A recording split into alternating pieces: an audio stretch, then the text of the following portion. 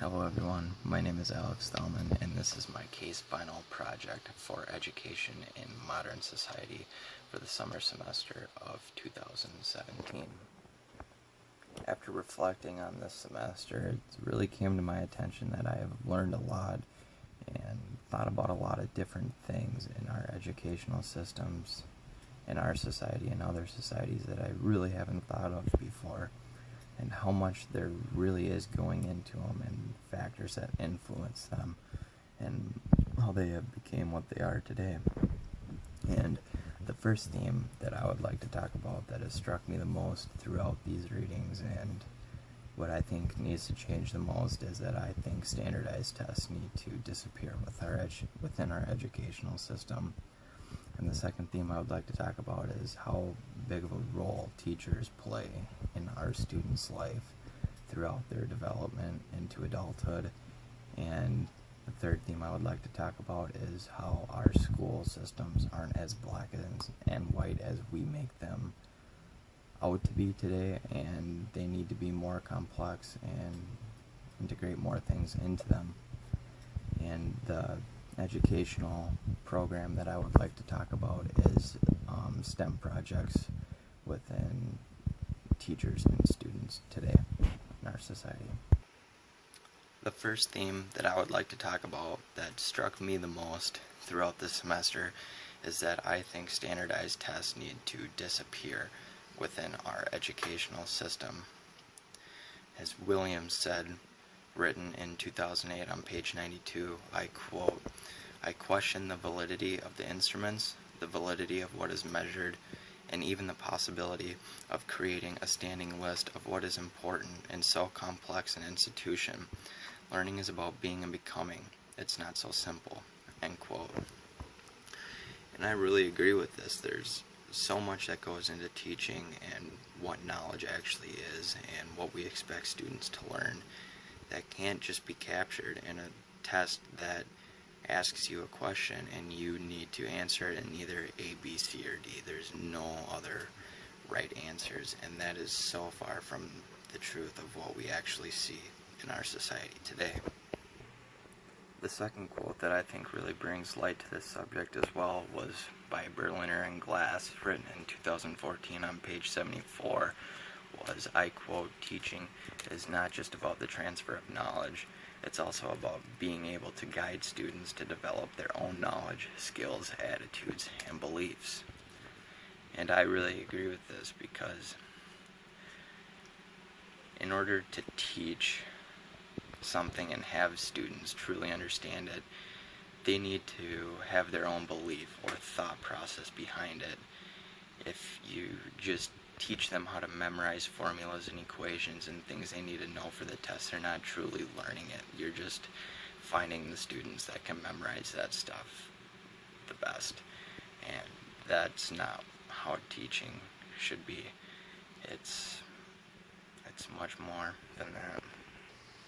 And I think Selberg really brings light to this because he says, I quote, "It was assumed very early in Finland's reform process that teachers and teaching are the key elements that make a difference in what students learn in school, not the standards or assessments or alternative instructional programs." And this was written in 2015, and that quote was from page 49. This is really important for all our schools to understand and implement because teachers are truly what allows students to grow and develop and learn, not the assessments. The students know and understand that the assessments are only there for the schools to receive funding, and the schools want you to do well on them so they can receive the most funding possible from the government, and if they don't perform, they won't receive. And being a student, I didn't like that in schools. I really hated it, but there's nothing you could do to get around it. And I think this brings me into my next subject of how teachers play a huge role in our students' lives. And Selberg says that, I quote, "The professionally respectful environment that teachers experience in Finland is an important factor not only for teacher education policies, but also for explaining why so many young Finns regard teaching as a much admired career.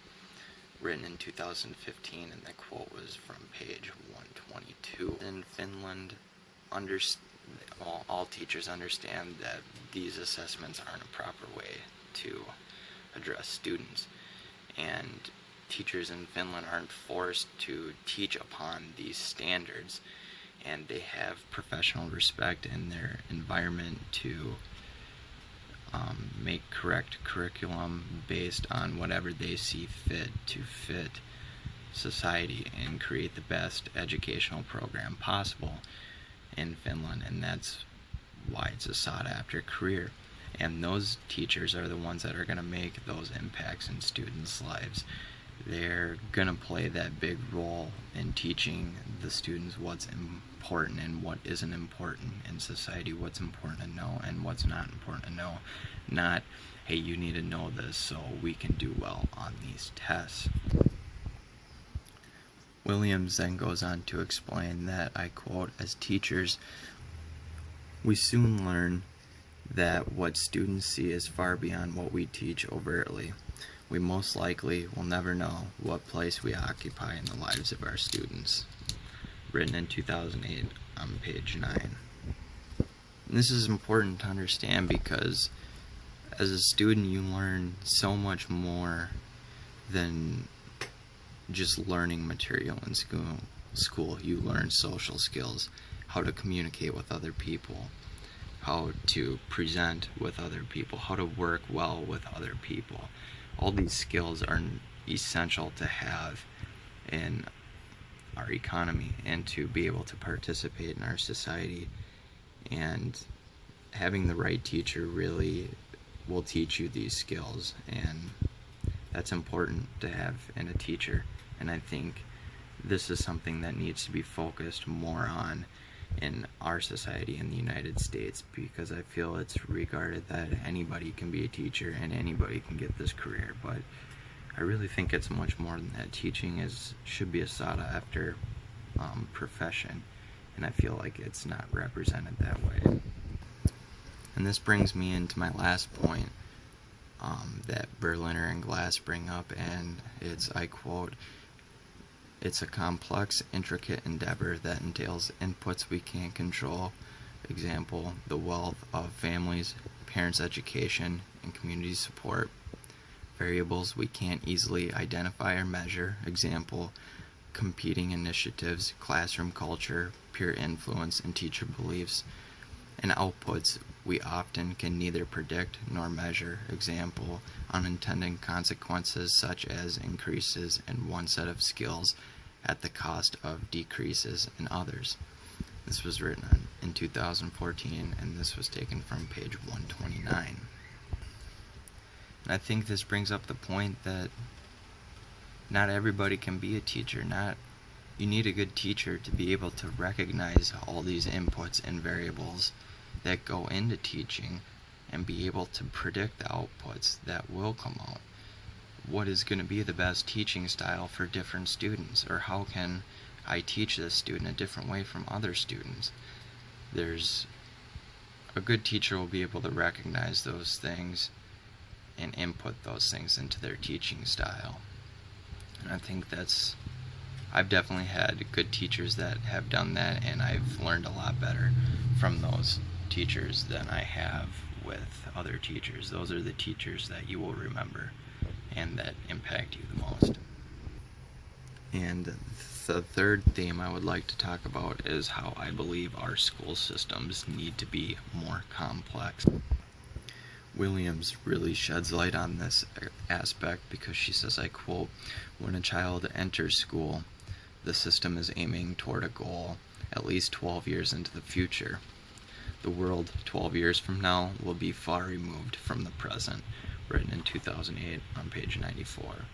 And I think this is very true. All schools see the end goal of graduation 12 years from now. That's it. And that's all they focus on. And their curriculum doesn't change much. It's just increase until that's that standard at 12 years from now. When you graduate, you need to have all this stuff done. and it doesn't focus on how our economy is changing throughout those 12 years or what you're gonna need to learn and grow within those 12 years. It's not easily captured. It needs to be changing and changing and changing to meet those demands that our society is throwing at us. Think 12 years ago, if you pulled out a smartphone, which I'm recording this on, you would have been burned at the stake for having something like that. It's completely different 12 years from now. And I think our school systems need to focus more on that. The next important thing that I think Zalberg talks about is how, I quote, "It's understandable that income inequality, child poverty, and lack of appropriate pupil welfare in schools all play an important factor in improving the quality of educational systems." Written in 2015 on page 161. And this is showing even more aspects that go into the school system that need to be accounted for. Instead of having different choices on schooling and like cyber schooling or private school or focusing on which one is better, we need to be focusing more on curriculum. What is the best curriculum for these type of students? Send them there. What's the best type for these types of students? Send them there. Get the same sort of students together and focus on them and teach them the best way that they can be taught. And I think Berliner and Glass really shed light on this because they say, I quote, "Over our time and energy would be spent more fruitfully, not in arguing over which school type is inherently better, but in advocating instead for adequate funding, resources, and support for the education of all children." And this was written in 2014. That quote was taken from page 40. Not all schools are adequately funded.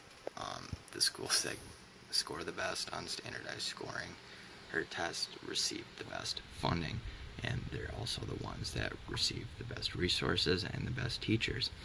But if all the schools had the same amount of funding based on size and support and best teachers, there would be no school to go to that's better than the other.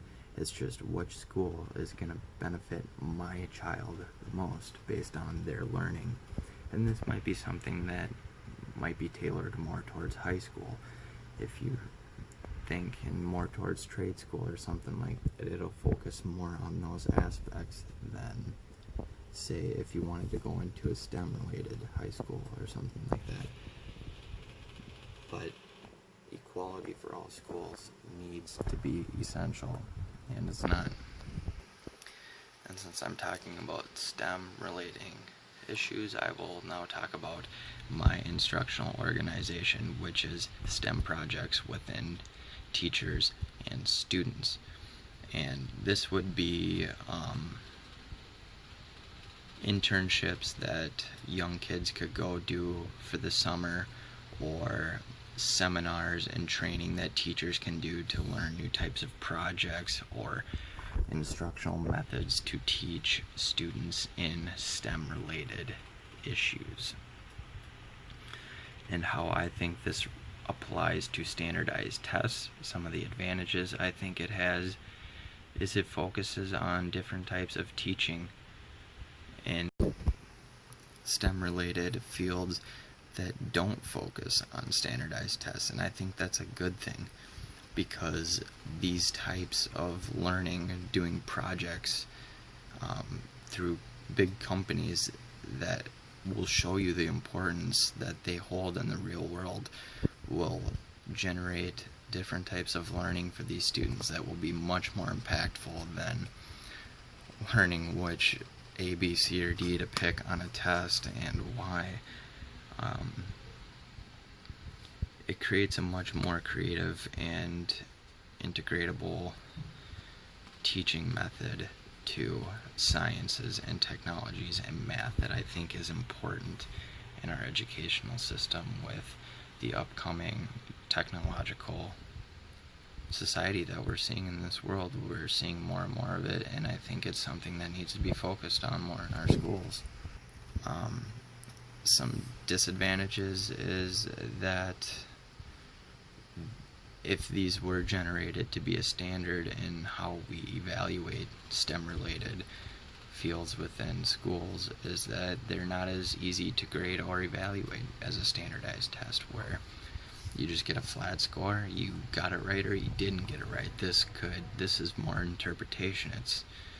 Do these students, are they learning, and are they learning correctly? Are they seeing the overall scope and big picture of this subject?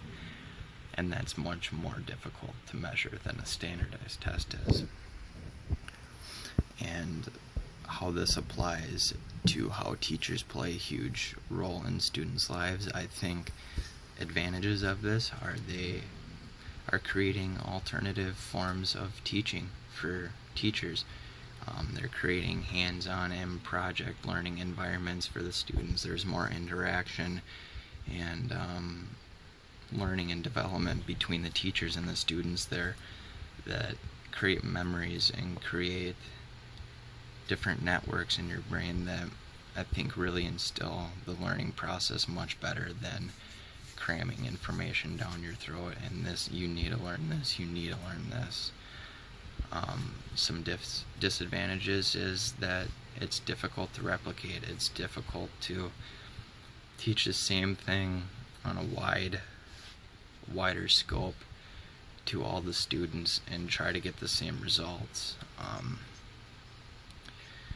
You might need different deliveries for different students. Actually, you probably will need different deliveries. It's much more difficult to do and replicate to try to get the same results, and the school also might not give you funding for these things. The teacher might need to volunteer time or hours to do this, and that might not be something that that teacher wants to do. And for the last theme, how this applies to that school systems need to be more complex. An advantage of these projects is that they would focus on real-world applications, and students would be able to see how this project that we're learning is applicable to the real world. They will see the relevance and why it's important. They need to be learning this. Another advantage is that these projects will continue to develop and create new projects. There's continuing curriculum from this based on socioeconomic demands that we have. It's always going to be changing, and there's going to be different applications for different fields within STEM related issues. Again, some disadvantages, maybe school funding. Again, to the teachers may have to give up their time to do it, and it's not as easy for the teachers to do it, so they may not want to do it. It's not as easy as just setting up a PowerPoint and teaching information. But again, this goes back to teachers. If they have the professional respect and the career is sought after, I think that those teachers will want to do it, because those are the teachers we want to have. Teachers want to help and improve our upcoming youth, and those teachers will want to do it. So the disadvantages are mainly the funding. I see an issue that the funding may not be there, but I think if we have the correct teachers, the teachers will want to do it. So this wraps up my case final for the Education in Modern Society class. I want to thank you for listening to my case final, and I want to thank you guys for the great semester and for the great learning environment and everything that I've learned throughout this class.